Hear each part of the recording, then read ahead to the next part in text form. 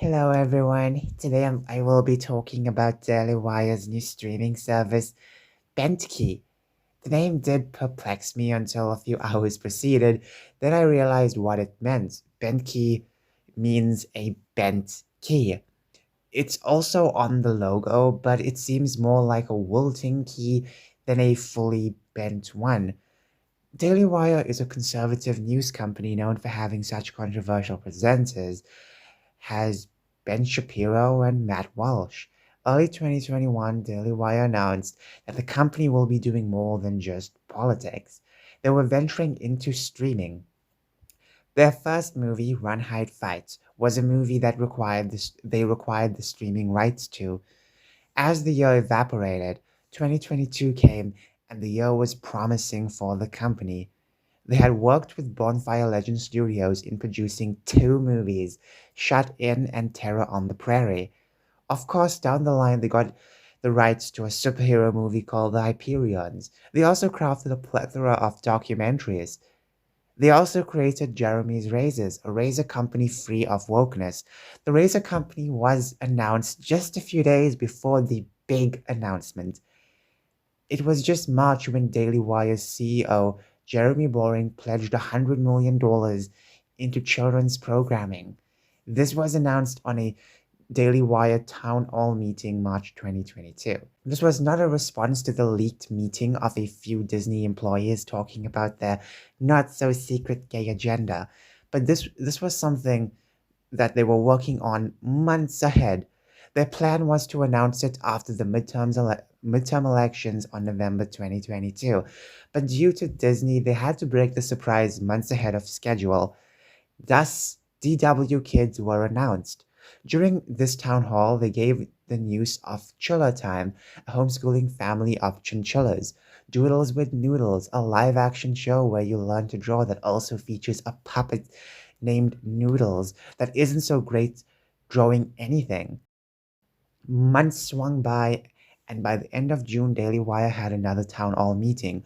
Jeremy Boring took the stage again, talking about their greatest achievements, such as creating a sports blog on their site called Crane and Co., releasing Run Hide Fight, a movie that Hollywood refused to have, and hiring Gina Carano after being fired for a post that was deemed anti-Semitic. Rebranding the name of their flagship show Chiller Time into Chip Chiller, they did not dive any deeper with the new news of children's entertainment. November came with another town hall. They launched DW Plus, a rebranding of their Daily Wire streaming services that includes their subscription to their news block. They also announced a new goal: 10 million active subscribers. Chip Chiller had been finalized with the character designs. At the time, the first 12 episodes had been written, 4 had been voiced, and were currently being animated. Rob Schneider was one of the voice actors mentioned and greatly applauded.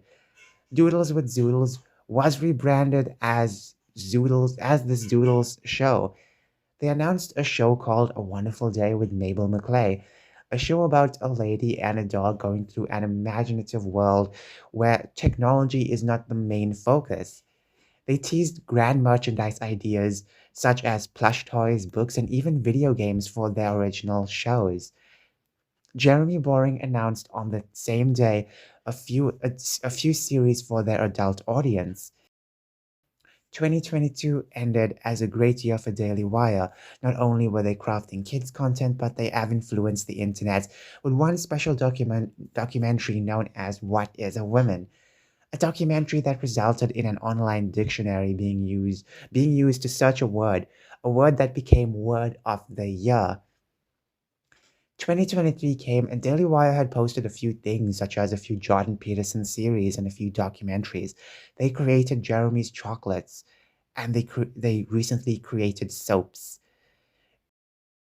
It seemed when compared to the prior year, not much was added. A few weeks ago, Daily Wire began production of one of their two TV series they purchased the rights to. The Pendragon Cycle began production in Europe. Jeremy left the CEO post and alongside Ryan Whittaker began directing the fantasy series. Then came 16th October 2023, a special day not only to Daily Wire, but also for Disney as it marks 100 years when Walt Disney founded his company. Bentkey was officially announced. Jeremy explained thoroughly on why they changed the name from DW Kids to Bentkey, wanting to stray away from having any political tie-ins to children's programming. Daily Wire Kids was deemed by Jeremy as something too political. With the name change came a new app free from political stresses, featuring over 100 episodes of children's entertainment. Jeremy explains that over the last year, the company produced 4 original series, such as A Wonderful Day with Mabel McClay, a live-action show that features Mabel and a sidekick dog Jasper as they have adventures crafting, singing, and being all imaginative. Chipchilla, a homeschooling family of chinchillas, Kid Fit Go, a fitness show that teaches kids to get in shape, Kids Explorer, a show about a kid who dives into the people that shape the world. This wasn't going to be enough. Thus, Daily Wire had combed the entire world to find children's shows that would fit their guidelines. Of course, a lot was spent in this inquisition. Acquisition. I mixed those words up. They also promised that new episodes will be added on Saturdays, bringing back an American classic of Saturday morning cartoons. Daily Wire Plus members were thanked for their support towards the Daily Wire company. A Daily Wire annual subscription also came with the Bentkey app free. However, you can have the separate subscription with the app for $99 a year. Jeremy also mourned the remake of Snow White and the Seven Dwarfs, praising Walt Disney in the process. He then announced a live-action feature film coming 2024, their own adaptation of Snow White titled Snow White and the Evil Witch. A small teaser was shown that featured Daily Wire's very own Brett Cooper. Alright, so I kind of glossed over, not really glossed over, I glided over what was important for this Bentkey streaming service. So let me give you my personal opinions on this. So this is going to be pretty interesting because obviously I have a lot of mixed opinions on this. When Daily Wire announced that they were getting into streaming, I was completely shocked and gleeful. I never expected them to get into it, and this was in 2021. Then with 2022's stalwart lineup of content, I kept cheering them on. Honestly, 2022 was their golden year. Not only did they have a documentary known as What is a Woman, they had movies. They also had a lot of documentaries. They even opened a razor company. That was fantastic. They did take me by surprise when they announced a children's block last year. And that was the most surprising. I never expected them to dive into children's content like that. Even this year, I pondered to what else they could feature on DW Kids. I adore the fact that they changed the name from DW Kids to Bentkey because DW Kids sounds way too political. DW is basically short for Daily Wire, and Daily Wire is mostly political. It's a mostly political company.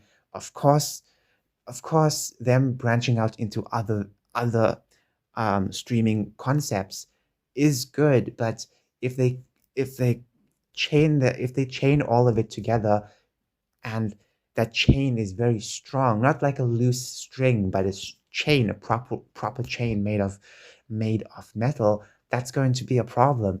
So I'm glad they thought about just axing the name altogether, keeping it away from that, because that was the point of this children's streaming service. It was supposed to be free from politics. It's not about left versus right. It's not about that. It's all about entertainment, something that has been lost over the past few years because many companies do not care about entertaining anymore.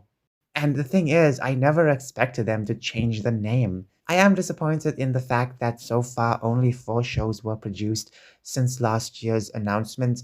I mean, they announced it a bit early from their scheduled announcement, but even so, they could have added like more shows. They could have produced 8 shows. I was expecting 8 shows to be original. It is disappointing though that only four was produced, two of which were mentioned last year during the November town hall.